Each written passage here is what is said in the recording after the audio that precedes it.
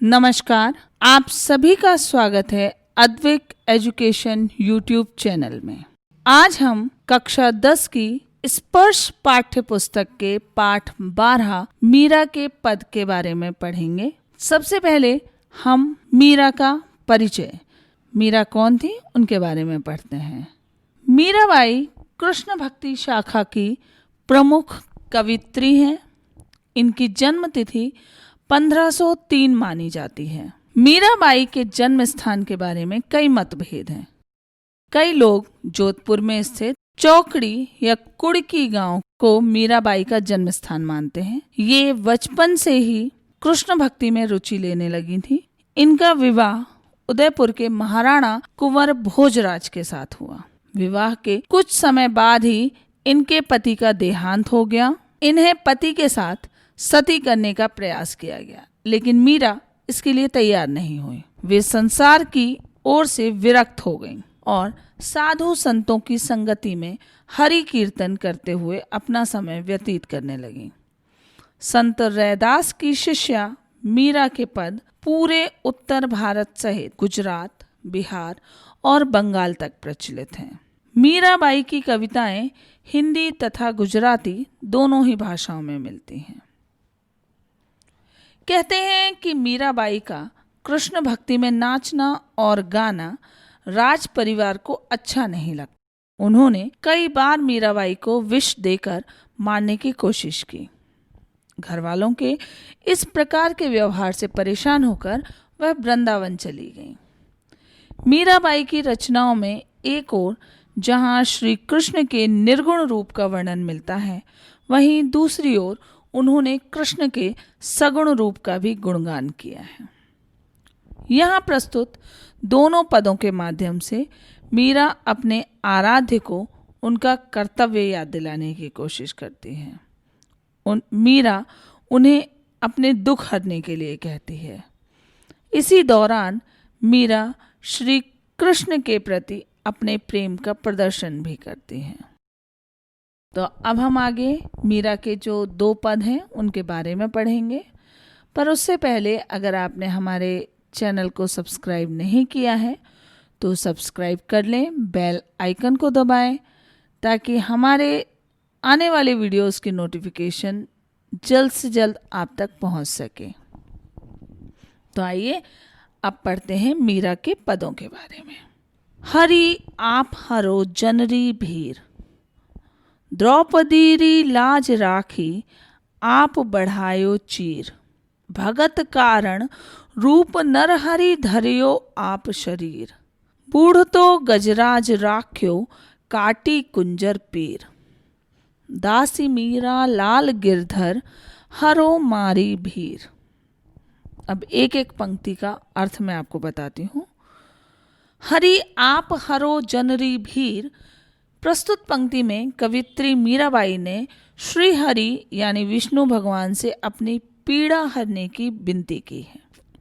इसी वजह से वे हरि के उन रूपों का स्मरण कर रही हैं जिन्हें धारण करके उन्होंने अपने भक्तों की रक्षा की थी। यहाँ पर मीरा कह रही हैं कि प्रभु अपने भक्तों की पीड़ा हरने यानी दूर करने जरूर आते हैं। यहाँ पर 3 भक्तों का वर्णन किया गया है। पहला द्रौपदी, दूसरा प्रहलाद और तीसरा गजराज ऐरावत हाथी। द्रौपदी री लाज राखी आप बढ़ायो चीर। इन पंक्तियों में मीराबाई ने हरि के विभिन्न रूपों का वर्णन किया है। तो प्रथम पंक्ति में मीरा ने हरि के कृष्ण रूप का वर्णन किया है, जब उन्होंने द्रौपदी को वस्त्र देकर भरी सभा में ठीक उसी प्रकार उसकी लाज बचाई थी जिस प्रकार एक भाई अपनी बहन की रक्षा करता है। भगत कारण रूप नर हरि धरियो आप शरीर। इस पंक्ति में मीरा ने हरि के उस रूप का वर्णन किया है जब प्रहलाद की रक्षा के लिए हरि ने नरसिंह का अवतार लिया और हिरण्यकश्यप का वध किया। बुढ़ तो गजराज राख्यो काटी कुंजर पीर। इस पंक्ति में मीरा ने हरि के उस रूप का वर्णन किया है जब हरि ने डूबते हुए बूढ़े गजराज की रक्षा हेतु मगरमच्छ का वध किया। दासी मीरा लाल गिरधर हरो म्हारी भीर, मीराबाई का मानना है कि जो भक्त सच्चे हृदय से हरि की भक्ति करता है, प्रभु उसके दुख दूर करने जरूर आते हैं। इसलिए मीरा प्रभु से खुद की पीड़ा दूर करने की विनती कर रही हैं। दूसरा पद, श्याम मान्हे चाकर राखो जी, गिरधारी लाला माने चाकर राखो जी। प्रस्तुत पंक्तियों में मीराबाई की कृष्ण भक्ति का उदाहरण मिलता है। वे कृष्ण की भक्ति में इस प्रकार लीन हैं कि उनके दर्शन पाने के लिए वे नौकर बनने के लिए भी तैयार हैं। इसी वजह से वे इन पंक्तियों में श्री कृष्ण से खुद को अपना नौकर रखने की विनती कर रहे हैं। चाकर रहस्यों बाग लगास्यूं, नित उठ दर्शन पास्यूं, बिंद्रावनरी कुंज गली में गोविंद लीला गास्यूं। जब वे नौकर बनकर सुबह सुबह बागवानी करेंगी तो इसी बहाने उन्हें कृष्ण के दर्शन हो जाएंगे। वृंदावन की तंग गलियों में वे गोविंद की लीला गाते हुए फिरेंगी। चाकरी में दर्शन पास्यूं, सुमरण पास्यूं खर्ची, भाव भगति जागीरी पास्यूं, तीनों बातां सरसी। वे कहती हैं कि इस नौकरी में उन्हें वो सब कुछ मिलेगा जिसकी उन्हें जन्मों से चाहत थी। उन्हें खर्च करने के लिए श्री कृष्ण के दर्शन और स्मरण मिलेंगे तथा उन्हें भाव एवं भक्ति की ऐसी जागीर मिलेगी जो सदा उनके पास ही रहेगी। अब अगली कुछ लाइनों में मीरा कृष्ण के रूप सौंदर्य का वर्णन कर रही हैं। मोर मुकुट पीतांबर सोहे, गल बैजंती माला, बिंद्रावन में धेनु चरावे, मोहन मुरली वाला। प्रस्तुत पंक्तियों में मीराबाई ने श्री कृष्ण के रूप सौंदर्य का बड़ा ही मोहक वर्णन किया है। मीरा कहती हैं कि श्री कृष्ण जब पीले वस्त्र पहनकर मोर मुकुट धारण किए हुए, गले में बैजंती के फूलों की माला पहने हुए और हाथों में बांसुरी लेकर वृंदावन में गाय चराते हैं तो उनका रूप सभी का मन मोह लेता है।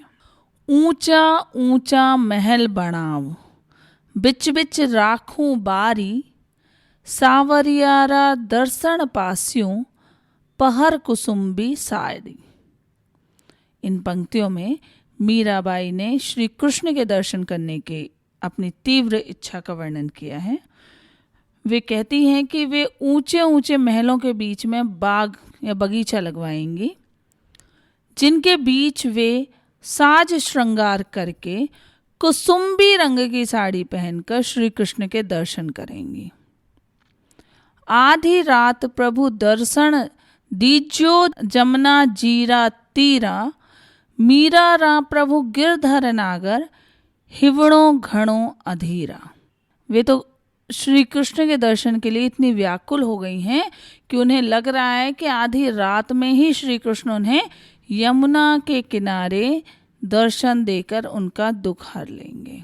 तो यहीं हमारा ये चैप्टर समाप्त होता है और हमारे साथ बने रहने के लिए बहुत बहुत धन्यवाद।